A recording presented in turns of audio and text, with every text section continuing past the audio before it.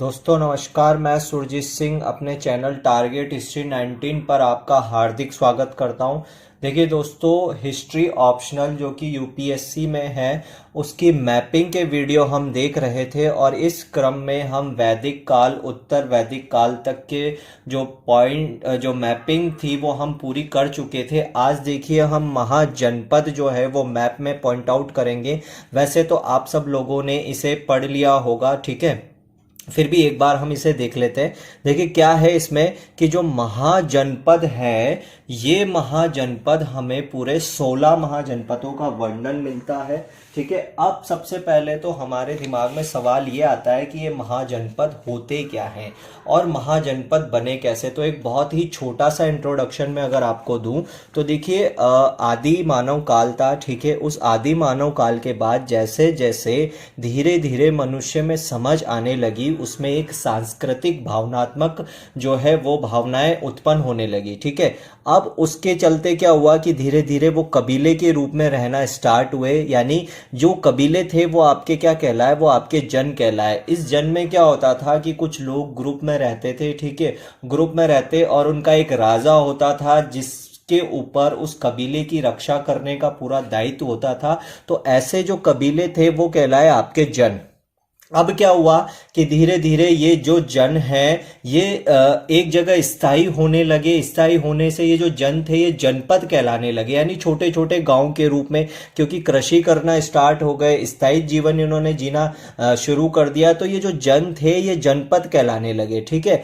अब ये जनपद क्या है कि जैसे जैसे अब देखिए आगे आपने पढ़ा होगा कि लोहे का आविष्कार हुआ।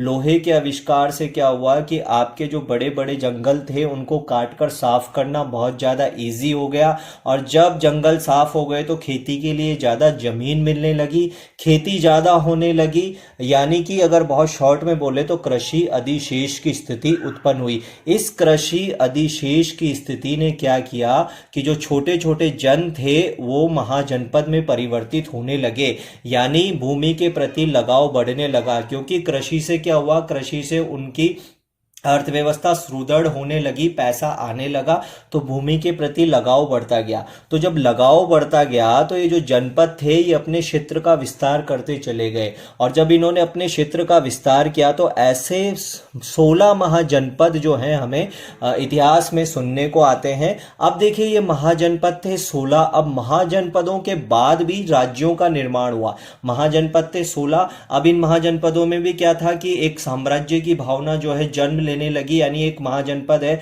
वो सोचने लगा कि मेरे क्षेत्र का और ज्यादा विस्तार हो। तो ऐसे करके राज्यों का निर्माण हुआ और ऐसे 4 राज्य जो हैं वो हमको सुनने में आते हैं। पहला है आपका मगध, दूसरा है आपका अवंती, तीसरा है आपका कौशल और चौथा है आपका वत्स। यानी ये 4 बड़े राज्य जो हैं आपके अस्तित्व में आए और इन 4 बड़े राज्यों के बाद एक साम्राज्य जो है वो आपका अस्तित्व में आया। यानी ये 4 राज्य थे, ये चारों राज्यों में आपस में प्रतिद्वंद्विता चली और अंत में फिर एक ऐसा साम्राज्य उभर कर आया जिसने इन सबको अपने अंडर में ले लिया। तो साम्राज्य हुआ एक। अब ये साम्राज्य कैसा, फॉर उदाहरण के लिए आप देख सकते हैं गुप्त साम्राज्य, मौर्य साम्राज्य। ये राज्य नहीं था, ये साम्राज्य था। तो ये देखिए आप कि यहाँ मैंने आपको समझाने की कोशिश करी कि किस प्रकार से जन जो है जनपद में परिवर्तित हुए। जनपद के बाद जो है आपके महाजनपद आए, महाजनपद के बाद राज्यों का निर्माण हुआ और इतिहास में भारत में केवल 4 जो है राज्यों का नाम आता है और राज्यों के बाद एक महासाम्राज्य का निर्माण हुआ, ठीक है। तो आज का जो वीडियो है हमारा वो है महाजनपद। ऐसे 16 महाजनपदों का हमें इतिहास में जो है वर्णन मिलता है। अब उन 16 महाजनपदों के नाम यहां पर मैंने लिख दिए एक बार, और वर्तमान में वो कौन से राज्य में स्थित है ये भी मैंने यहाँ पे बताया। एक बार इनके नाम पढ़ लेते हैं और उनकी राजधानी भी मैंने यहाँ पर लिख दी है। आप जो है इसका स्क्रीनशॉट लेकर रख सकते हैं। देखिए पहला जो है आपका काशी, ठीक है, जिसकी राजधानी आपके वाराणसी थी। दूसरा आपका कौशल, तीसरा है आपका अंग, फिर है आपका चेदी, पांचवा है आपका वत्स, ठीक है, छठा है आपका कुरु, सातवां है आपका पांचाल, आठवां है आपका मत्स्य, नवा है आपका सूरसेन, 10वां है आपका अश्मक, 11वां है आपका अवंती, 12वां है आपका गांधार, 13वां है आपका कंबोज, 14 है आपका वज्जी और 15 है आपका मल और 16वां है आपका मगध। मगध जो कि बहुत ज्यादा इंपॉर्टेंट है, क्योंकि आगे जाकर पूरा इतिहास मगध के आसपास ही घूमता है। अब देखिए एक बार इनको मैप में देख लेते हैं कि ये कहाँ कहाँ पर है। देखिए ये जो आप एरिया देख रहे हैं ये है आपका अफगानिस्तान का एरिया और पाकिस्तान का एरिया। तो यहाँ पर था आपका कंबोज। मैप में आप इनको मेरे साथ पॉइंट आउट करते हुए चलिएगा, ठीक है। देखिए ये है आपका कंबोज, ठीक है। उसके थोड़ा नीचे आपको मिलेगा गांधार। गांधार की राजधानी आपके तक्षशिला, और तक्षशिला सबने सुना हुआ होगा। ये क्यों फेमस है आप नीचे कमेंट में मुझे बताइएगा। नालंदा और तक्षशिला ये दो प्रसिद्ध स्थल थे, और ये क्यों थे आप मुझे बताइएगा, ठीक है। उसके बाद देखिए जो कुरु है वो है यहां पर, ठीक है। तो यहां कुरु आप यहां पर लगा सकते हैं। ये जो कुरु है ये वर्तमान के जो आपका दिल्ली मेरठ का जो क्षेत्र है वहां पर स्थित थी, ठीक है। उसके बाद ये हो गया आपका मत्स्य, इसके नीचे आ गया मत्स्य, और इन दोनों के बीच में ये जो एरिया है ये था आपका सूरसेन। सूरसेन महाजनपद थी, मथुरा जो है इसकी राजधानी थी, ठीक है। इस सूरसेन के ऊपर यहां देखिएगा आप, यहां पर है आपका पांचाल, ठीक है। ये पांचाल यहां पर लगा लीजिएगा आप। उसके बाद देखिए अवंती जो है ये है आपका अवंती, जिसकी राजधानी थी उज्जैन, ठीक है। ये अवंती, और उसके पास में ही आपके चेदी, ठीक है। यहां पे चेदी लिख लीजिएगा। उसके बाद देखिए चेदी के थोड़ा सा ऊपर की ओर है आपके वत्स, ठीक। उसके बाद यहां देखिएगा ये है आपका मगध साम्राज्य, ठीक है। अभी ये महाजनपद था तो ये मगध हो गया। इसके पास यहाँ पे है अंग, इसको लिखिएगा अंग। यहाँ पे मैंने 16 नाम लिख दिए, उन नामों से मैं बता रहा हूं अंग। और उसके ऊपर है आपका वज्जी महाजनपद, और मगध के ऊपर है आपका काशी।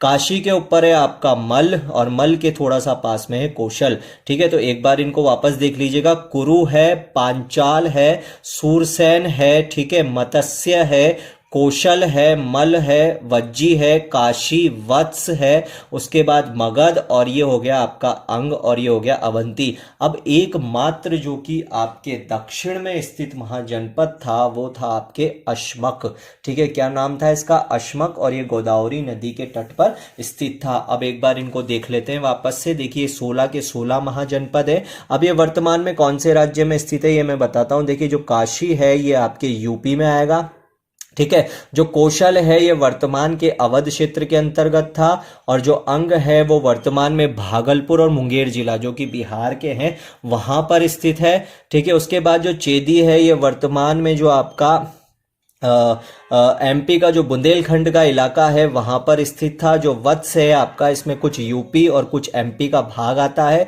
कुरु का मैंने आपको बता ही दिया है कि दिल्ली और मेरठ के क्षेत्रों में इसका प्रसार था। जो पांचाल है वो आपके रुहेलखंड के बरेली, बदायूं और फर्रुखाबाद में स्थित था। और जो मत्स्य है वो आपके आधुनिक जयपुर में स्थित था, ठीक है, जिसकी विराट नगर आपकी राजधानी थी, ठीक है। अब यह है मथुरा। मथुरा सबको पता है इसलिए मैंने यहां नहीं बताया। उसके बाद देखिए अश्मक जो कि दक्षिण में एकमात्र महाजनपद था, ये मैंने आपको बता दिया। उसके बाद देखिए उज्जैन है, उज्जैन सबको पता है। उसके बाद देखिए तक्षशिला जो गांधार की राजधानी थी ये भी मैंने आपको बताया। उसके बाद देखिए कंबोज ये अफगानिस्तान में था, ठीक है, और ये गांधार का पड़ोसी महाजनपद था। उसके बाद देखिए वज्जी। अब ये जो वज्जी है ये जो है आपके 8 जनों का संघ था। जन मैंने बताया ना अभी, जन क्या है? जन से जनपद, ठीक है, जनपद से महाजनपद। तो ये वही है, 8 जनों ने मिलकर एक संघ का निर्माण किया।